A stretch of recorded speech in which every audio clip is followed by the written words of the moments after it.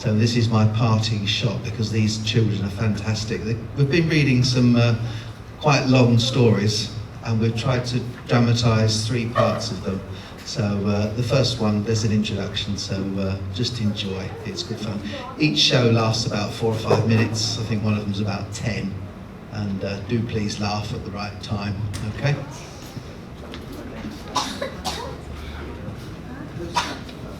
Go to the next scene. Everyone, we have been reading an exciting book called The Tale of Despereaux.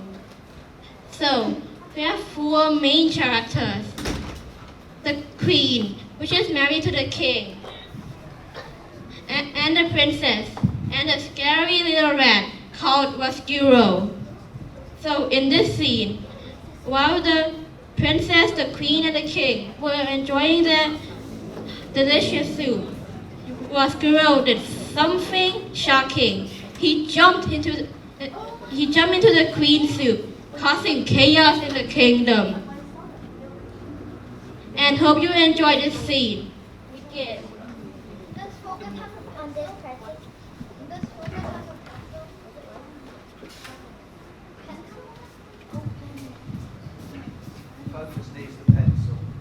on this particular day, for this particular banquet, Cook had outdone herself. The soup was a masterwork, a delicate mingling of chicken, watercress, and garlic. Roscuro, as he surfaced from the bottom of the Queen's capacious bowl, could not help taking a few appreciative sips. Lovely, he said, distracted for a moment from the misery of his existence. Delightful. See, shouted the pea. See, she stood. She pointed her finger at Roscuro. It is a rat. I told you that it was a rat. He was hanging from the chandelier, and now he is in Mama's soup. The musicians stopped playing their guitars. The jugglers stopped juggling. The noble people stopped eating. The Queen looked at Roscuro. Roscuro looked at the Queen. Reader, in the spirit of honesty, I must utter a difficult and unsavory truth. Rats are not beautiful creatures. They are not even cute. They are really rather nasty beasts, particularly if one happens to appear in your bowl of soup with pieces of watercress clinging to his whiskers. There was a long moment of silence, and then Roscuro said to the Queen, I beg your pardon. In response, the Queen flung her spoon in the air and made an incredible noise, a noise that was in no way fit for a queen.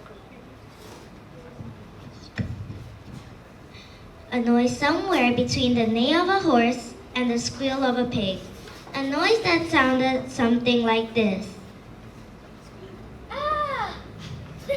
And then she said, there is a rat in my soup. The Queen was really a simple soul, and always, her whole life, had done nothing except state the overly obvious. She died as she lived. There is a rat in my soup were the last words she uttered. She clutched her chest and fell over backward. Her royal chair hit her floor with a thump, and the banquet hall exploded. Spoons were dropped, chairs were flung back. Save her, thundered the king. You must save her. All of the king's men ran to try to rescue the queen. Roscuro jumped out of the bowl of soup. He felt that under the circumstances, it would be best as he left. And that's the end of our first scene. Thank you very much.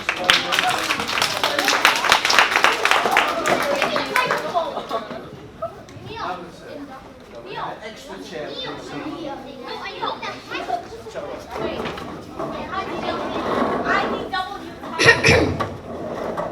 Yes.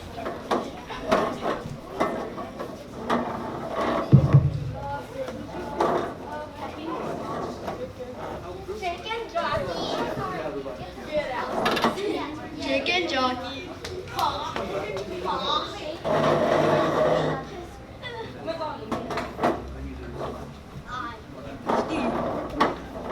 Move that chair, that's it. Further back, further back. I am Steve. We're ready. everyone. We have been reading an exciting book called In Darkling Wood.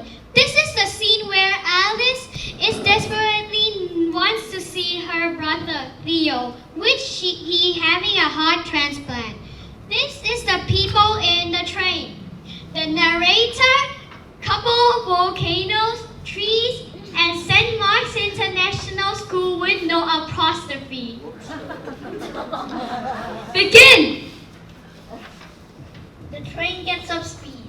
I don't have a ticket. I don't know where I'm heading, and I'm sure it's obvious as I loiter near the luggage rack, sweating.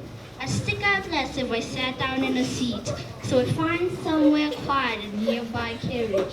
There's an old lady doing crosswords sitting across the aisle. She looks like a safe person to speak to. Excuse me, I say. Is this train for London? She nods. Just one stop at Reading. I shut my eyes in relief. We go through a tunnel that makes my ears pop.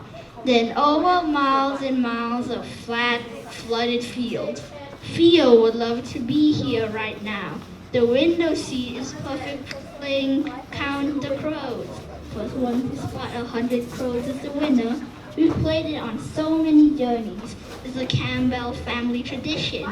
The winner gets the best favorite crisp from the multi-pack for lunch, which we all know she's an onion. I don't hear the carriage door open. When I look around, there's a man in a dark blue suit asking to see tickets. If I'm nice and polite, he'll let me buy one now, wouldn't he? I didn't mean to get caught in the crowds. Reaching into my coat pocket, my hands freeze. An awful sinking feeling hits me. Oh no, please no. I check the other pocket. My purse was here. I double check again. Check the other pocket. Check my bag. The ticket man reaches me. I need to buy a ticket. By now, I'm hot to the tips of my ears, but I can't find my purse. Is that so? Says the ticket man, like he's heard the excuse hundreds of times. I pat my pockets frantically as if I'll make my purse reappear. The ticket man stares down at me. I take a gulp of air. This is all going wrong. Look, I'm not a criminal, I say. I'm just going to see my brother. Not without a ticket, you're not. He says I have to get off at the next stop. There's a fine to pay too. And he wants my name and address, but it's gotta go on a special form. They're at the front of the train, the man says. You had better come with me. I get up. People are looking at me now, which makes me go even redder. We walk down the aisle through the sliding doors and into the next carriage. A few passengers glance up as we pass, but I keep my eyes firmly on the ticket man's back. Then, as we go into another carriage, someone puts out a hand. The ticket man stops. Yes, sir. Could you tell me which train? I don't hear the rest. Just behind me, on the other side of the doors, is the toilet. There's a sign on it saying, out of order. It's my chance. I need to be brave. Tell myself I can do this. That getting to London is easier. Far easier than starting at a new school. Any moment, the ticket inspector will stop talking, start walking again. It's now or never. I take a step back, then another. And through the sliding doors, the ticket man has even turned around. Inside, the toilet stinks. There's wet tissue all over the floor, and the sink's blocked. I lock the door quick. Within seconds, someone's banging on it. I go very still. The handle wiggles. You in there? Says the ticket man. I hold my breath. It goes quiet. He must have gone. Lid down, I crouch on top of the loose seat and wait. Near Reading, the train starts to slow. It stops. The carriage doors open, and there's thumping and rustling as luggage is put in the racks. Someone tries the door again. Then I hear the ticket man's voice. Well, she's not in there now. She must have got off here and given us the slip. I hope this just means he'll leave me alone. The train judders, and then we're away again. Next stop, London. Not long to go. I try not to think of Nell. School will have phoned by now to say I'm absent and she'll be fuming. And I bet she's called Mom, who'd be all stressed out. I get a stab of guilt. Mom doesn't need anything to worry about. Perhaps this wasn't such a brilliant idea. Too late now. That train makes the clackety-clack sound as we begin to slow down. Standing on the wet floor, I get ready to run. The PA comes on. Next station Paddington สถานีต่อไปปาติตัน I shift my bag onto my shoulder. The train squeals to a halt. I ease the toilet door open. Out on the platform, everyone's walking toward a barrier. A ticket barrier. I hesitate. Someone bumps into me. Watch it, love, the person says. At the barrier, the crowd spin into 3 lines. I join the longest because I need time to work out what to do. There must be a way to get through without a ticket. The queue shuffles forward. I'm just 4 people away from the barrier now. 3, 2, got you! I'm jerked backwards. I try to turn around, but the ticket man's gripping my bag. He's almost pulled me off my feet. Instinctively, I lunge forward. Something rips. The ticket man still holds on to me. And then, quite suddenly, he lets go. I don't think. I run, scrambling over the ticket barrier like a fly for death.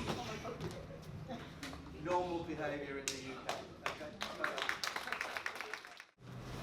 We have been reading an amazing book named The Book of Stolen Dreams. And we'll be reenacting a scene where Felix, Rachel, and Robert's father takes them to steal the Book of Stolen Dreams. This is not the Book of Stolen Dreams, but It was stolen. it has been stolen. These are the bookshelves. And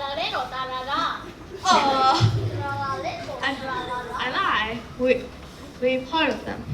And these are the guards. Even one with the "Make America Great Again" cap. I hope you enjoy the reenactment.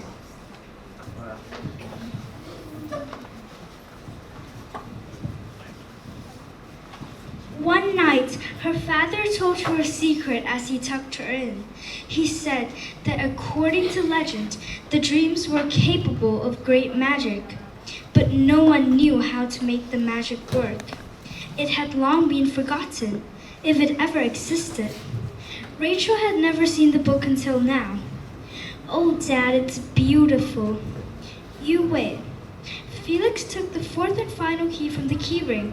Small and gold, he closed his eyes for a second. Then he opened the cabinet. Happy birthday, my dear, he smiled. Rachel took it, felt it in her hands. It was not a huge book, and not particularly heavy, but she felt herself go dizzy. The book felt warm, as if it had a life that she, as yet, did not fully understand. She sat on a convenient reading stool and opened the book. The front page was blank. There was no author, no attributed publisher, no date. Just an inscription at the very bottom. Let the true dreamer wake. Rachel held the book and looked up at her father, smiling. This is the most special birthday ever, she said, quietly. He gleamed with pleasure. Do we have time, she continued, for you to read me one dream before we put it back? My dear, I can do better than that. He quietly closed the cabinet. We are not putting it back. We are taking it with us. But Rachel stared at him, thunderstruck. But Father, this is the rare books room. No one is allowed to take books out of here. Rachel nodded in agreement, and this is such a rare book. It's not just rare, Felix smiled. It's unique. Rachel, my love, there's something else. Shall I let you into a secret? His eyes glistened in the half light. Tomorrow, I have it on good authority, 4 government soldiers will come to the library, and on orders of President Charles Malstain, they will remove the book and take it to Presidential Palace, where it will be declared an abomination against the New World Order, and it will be burnt. Why? Because dreams are a powerful thing, Rachel. As of tomorrow, the Book of Stolen Dreams will cease to exist, unless someone takes it first. That's when they saw the soldiers through the window. They heard the soldiers cry out.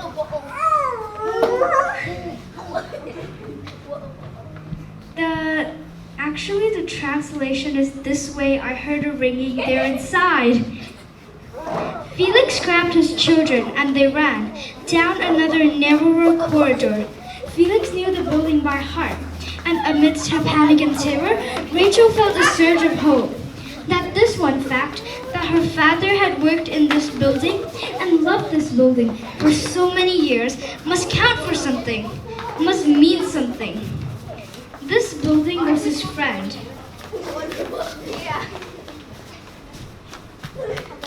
Felix lowered his voice to a quiet murmur, his eyes burning. This book contains more secrets than you know. Now go!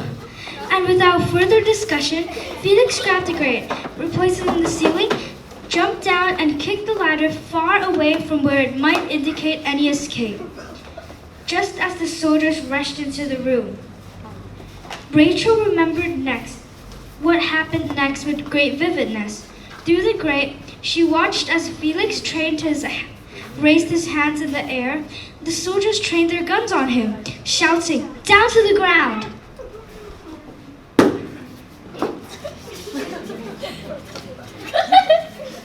Said fall down, fall down.